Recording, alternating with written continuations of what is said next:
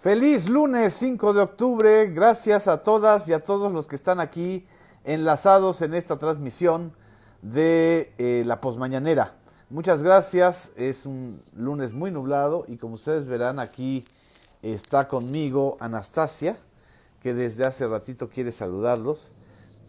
Está queriendo ser muy querida y les manda a todas las gatitas y los gatitos de otoño un maullido, un abrazo y muchos afectos, sobre todo ahora que pues ya empezamos prácticamente el tercer trimestre, el último trimestre económico y de actividades políticas y sociales de este año, muy intenso. El último trimestre de este año, de octubre, noviembre, diciembre, pues representará también un desafío para enfrentar las secuelas tremendas del autoconfinamiento, o como dijo Carlos Salazar Lomelí, el presidente del Consejo Coordinador Empresarial, en la conferencia matutina de hoy, pues la restricción autoinfringida de el proceso económico.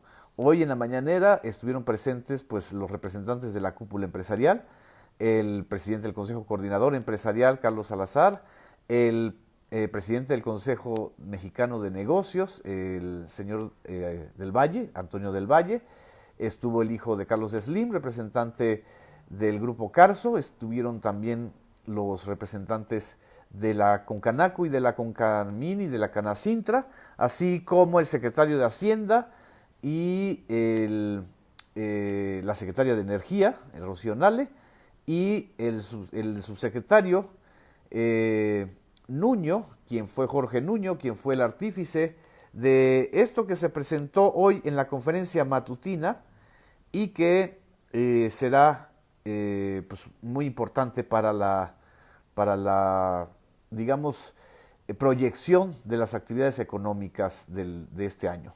Esto es lo que el día de hoy en la conferencia matutina fue el gran anuncio, junto con los avances de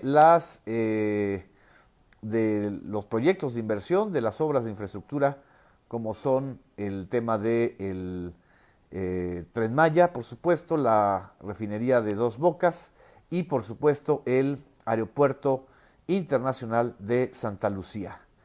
Entonces vamos a ver ahorita los detalles de lo que se ha estado comentando y mencionando en la conferencia mañanera. Si la Anastasia, que acaba de posar entre ustedes y yo, nos deja hacer un balance de esta mañanera. Pero antes vamos a mandar saludos. A ver, Anastasia, mejor aquí, porque si no se nos tira la transmisión, se nos cae la transmisión. Es que Anastasia ya quiere salir.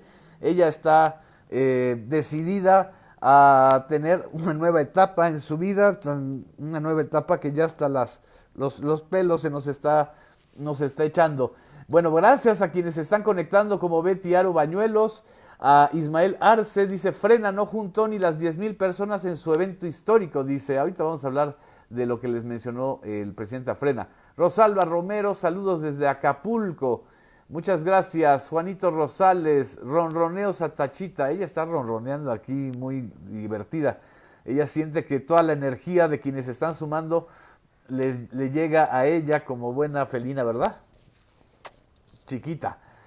A Francisco Avendaño, a Ismael Arce, a Ixla Power, eres una gatita muy famosa, dicen, a Norma Angélica Tilano, es famosa pero la tengo que controlar porque miren, ya se quiere otra vez pasar de este lado de la transmisión, quiere robar cámara la tacha. Carlos Daneri, saludos, también te mandan saludos, Tachita. Rocío Nava, que nos agradece por el resumen, a Julio Gómez Mendoza, a Adriana Tobar, a Guadalupe Pérez, a quienes nos están viendo también desde el extranjero, sobre todo desde Estados Unidos, a Nadia Utópica, qué bonito nombre. Muchas gracias también por sus comentarios. Laura López Portillo Contreras, buenos días, muchas gracias. ¿Qué fue lo que en la conferencia matutina del día de hoy se abordó, aparte de los avances tradicionales de los proyectos de infraestructura? En primer lugar, al inicio, sobre todo de la conferencia matutina, el presidente López Obrador abordó el tema de las inundaciones que se han generado en Tabasco y en Chiapas por el desbordamiento de las presas, sobre todo de la presa Peñitas. Con las lluvias también se vieron afectados estados como Quintana Roo y Yucatán, así como el norte de Chiapas, pero ya estamos atendiendo, señaló López Obrador. Anunció que conjuntamente con el sector empresarial se darían a conocer los 39 proyectos de inversión del plan de infraestructura, que significarán pues más de 250,000 millones de pesos en inversiones, la creación de más de 200,000 empleos y esta etapa, digamos, de distanciamiento que hubo entre el gobierno federal y el sector empresarial, yo creo que va a ser muy importante que ahora se ventile y se destaque. Entre los asistentes estuvieron el señor Antonio del Valle, presidente del Consejo Mexicano de Negocios, Carlos Salazar Lomelí, del Consejo Coordinador Empresarial, Luis Niño de Rivera, presidente de la Asociación de Bancos de México, Carlos Slim Domit, de Grupo Carso. Destacó, obviamente, López Obrador el respaldo de la inversión privada o del sector privado. Informó que el objetivo es que estos proyectos de inversión puedan llegar al 25% del Producto Interno Bruto para lograr un mayor bienestar social. El titular de la Secretaría de Hacienda, el maestro Arturo Herrera, fue quien, digamos, que dio a conocer o detalló algunos de estos proyectos de inversión. Yo creo que también, antes de pasar a detallarlos o a mencionarlos, lo importante es recuperar esta reflexión que hizo el propio Carlos Salazar Lomelí, cuando él mismo admitió que se equivocó el sector empresarial, que a diciembre del 2019, bueno, se equivocaron como muchos otros que no sabíamos nada de lo que podría venir con la pandemia, y recordó que a finales de diciembre del 2019 ellos prevían un crecimiento de la economía del 4% y que por eso se anunciaron unos proyectos de inversión que quedaron pues en el tintero. Ahora, hoy, muchos de estos proyectos de inversión se están recuperando. Así lo comentó Carlos Salazar Lomelí. Con la que vamos a trabajar en subsecuentes reuniones. Yo no me queda más que apreciar otra vez la confianza que se está teniendo en nosotros como vehículos del sector privado para lograr este tipo de acuerdos en bien de nuestro país, en bien del bienestar de toda la población. Agradezco enormemente a los empresarios y a los organismos empresariales que nos acompañan en el Consejo Coordinador, con la que vamos a trabajar. El secretario de Hacienda, Arturo Herrera, mencionó que hay 7 ya proyectos en ejecución y 32 que tendrán una inversión equivalente a 259,000 millones de pesos. 38,000 en energía y 2,000 millones de pesos en agua y medio ambiente. Esto, tan solo lo que pueden ver en la segunda columna, es más de un punto porcentual del Producto Interno Bruto. El total de los proyectos que acaban de estar recientemente en ejecución o que van a ser anunciados para iniciar este mismo mes suman casi 300,000 millones de pesos. La siguiente, por favor. ¿Cuáles son? Primero empezamos con los proyectos que están en ejecución y, como yo decía, los tenemos organizados en orden cronológico. El más antiguo de ellos empezó hace apenas 10 meses, en diciembre del 2019, y lo que van a ver donde se tiene identificado el proyecto, el monto, y en el siguiente 38,000. O sea, hace 10 meses empezaron de los 7 proyectos que están, pues que se está continuando, y que evidentemente la situación de la pandemia retrasó y pues modificó esta parte de continuidad. Los 32 proyectos que están en curso, que van a ser los próximos 32 proyectos de inversión, tienen que ver, por ejemplo, con infraestructura carretera, el libramiento carretero de San Luis Potosí, Ventura El Peyote, que va a tener una inversión de 4.297 millones de pesos. Otro es la ampliación de la autopista de Tuxtla Gutiérrez San Cristóbal, 1.045 millones de pesos. Otro es la construcción de la avenida Juárez de la primera etapa en San Luis Potosí, 766 millones.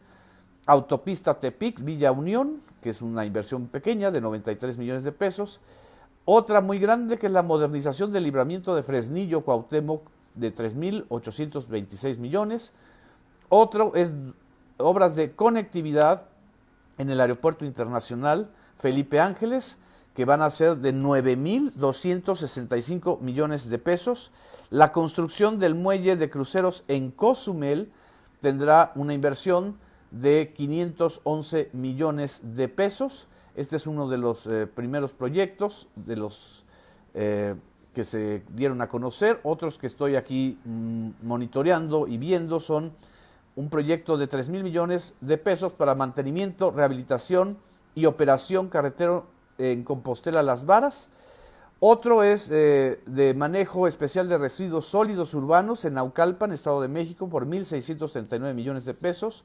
En la construcción del libramiento carretero Tramito La Pitahaya en San Luis Potosí, 7.182 millones. Otro es la construcción del libramiento carretero de Ciudad Juárez por 3.358 millones. Otro es del mantenimiento, rehabilitación y operación en carreteras de Veracruz, Tabasco y Campeche, y Chiapas, perdón, y Campeche también por 5.024 millones de pesos. Otro muy grande que es 12.565 millones de pesos, que es la construcción del tren suburbano ramal Lechería, Aeropuerto Internacional Felipe Ángeles. Otro tiene que ver con la conexión del oriente del estado hacia el Aeropuerto Internacional Felipe Ángeles por 4.773 millones de pesos.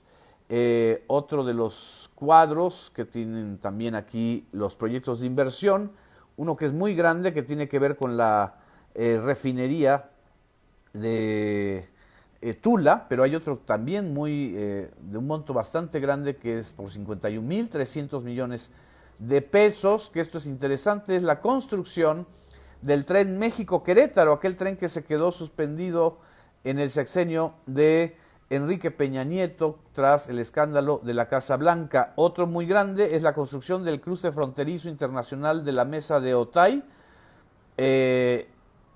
con el corredor ferroviario García del Aeropuerto Internacional de Monterrey, por un monto de 19.800 millones de pesos.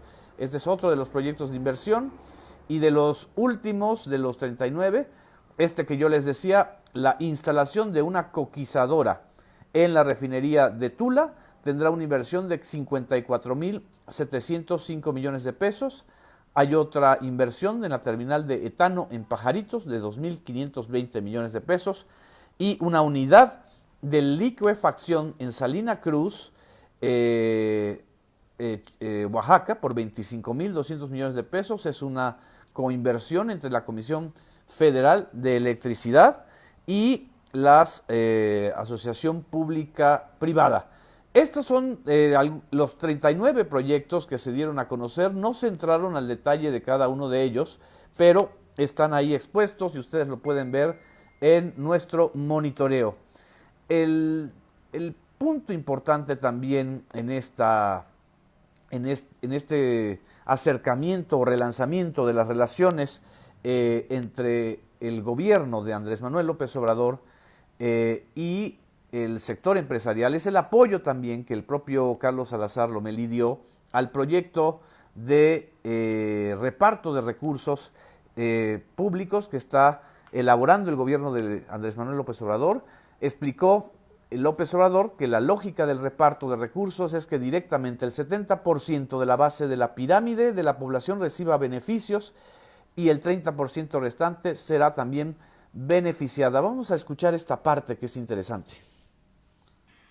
Un beneficio del gobierno, 70%. En la pirámide poblacional, ese 70% está de abajo de la pirámide, los más pobres, hacia arriba. Llega hasta la clase media baja o clase media media, el 70%. Y el 30% restante también se va a beneficiar de manera directa el 70%. ¿Qué le va a llegar una beca?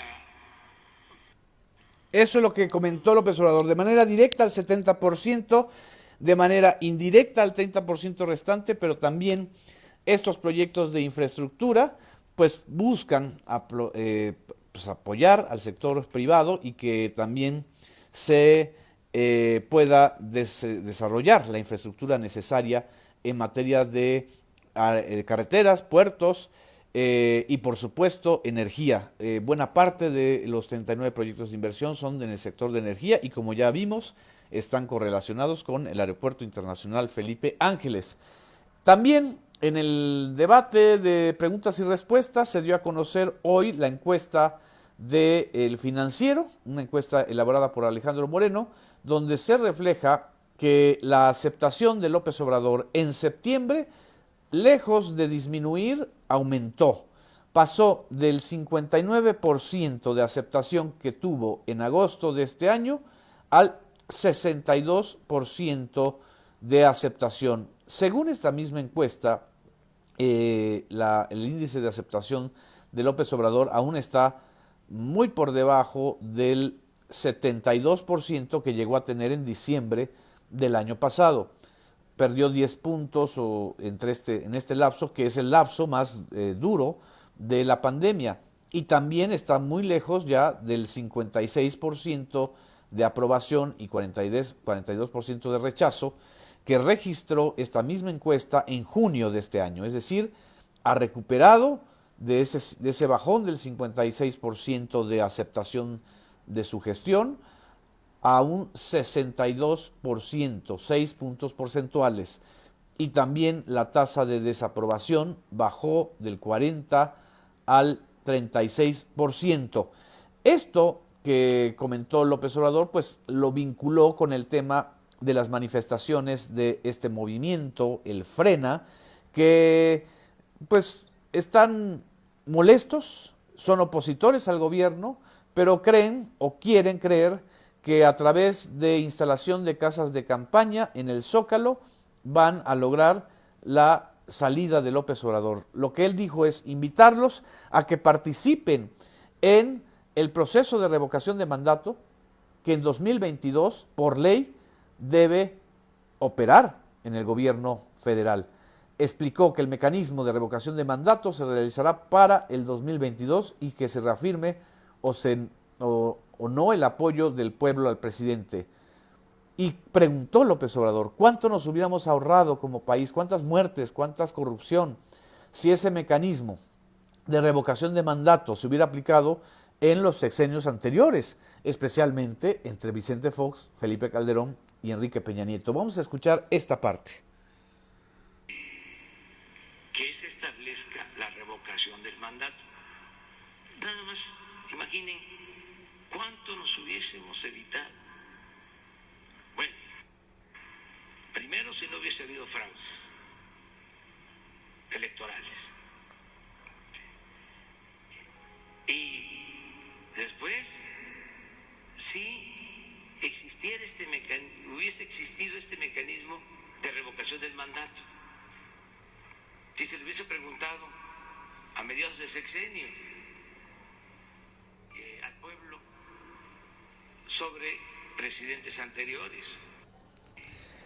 Si se hubiera hecho el mecanismo de revocación de mandato, pues seguramente muchos presidentes, sobre todo los dos últimos anteriores a López Obrador, como fueron Felipe Calderón y Enrique Peña Nieto, que terminaron con índices por debajo del 50% de aceptación de su gestión, pues ya no hubieran tenido que seguir con, sobre todo el caso de Enrique Peña Nieto, que llegó a tener un bajón de 20% de aceptación solamente y casi una tasa de más del 70% de rechazo.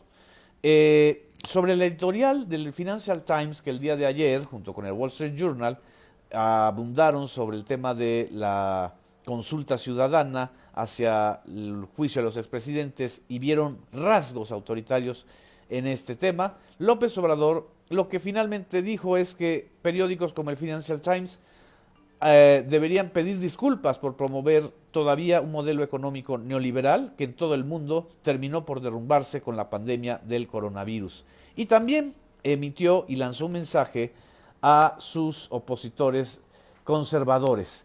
El presidente López Obrador dijo que el conservadurismo no es solamente una corriente que exista en México y mucho menos es una corriente de esta época. Los conservadores buscan mantener el statu quo, le tienen miedo a los cambios, apoyan la ley y el orden y sobre todo el mantenimiento de la situación tal como está.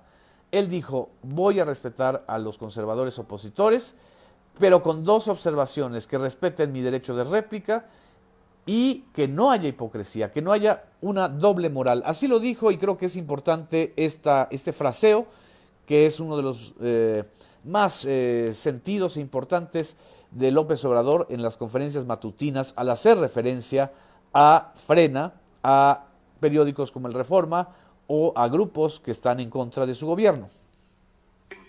Desde siempre los liberales. Entonces, mi respeto a los conservadores, opositores. La única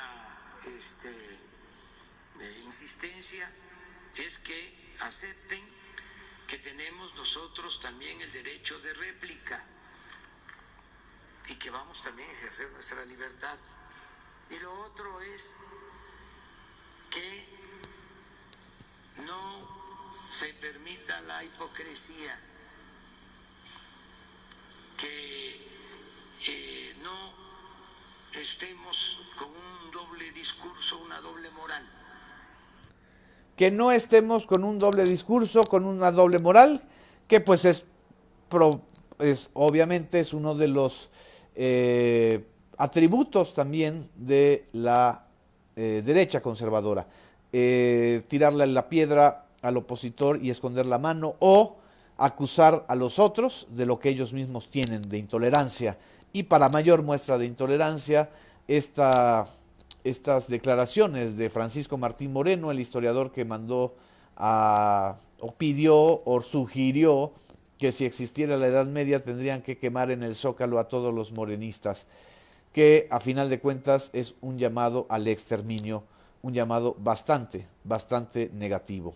En fin, estos fueron los temas principales de la matutina de hoy, de la conferencia matutina, y pues les deseo muchísima suerte en esta semana de octubre, nuestra segunda semana de octubre que inicia, un mes espléndido, que se mejore la situación económica para muchos y para muchas, y les mando un abrazo, un beso y hasta mañana. Gracias.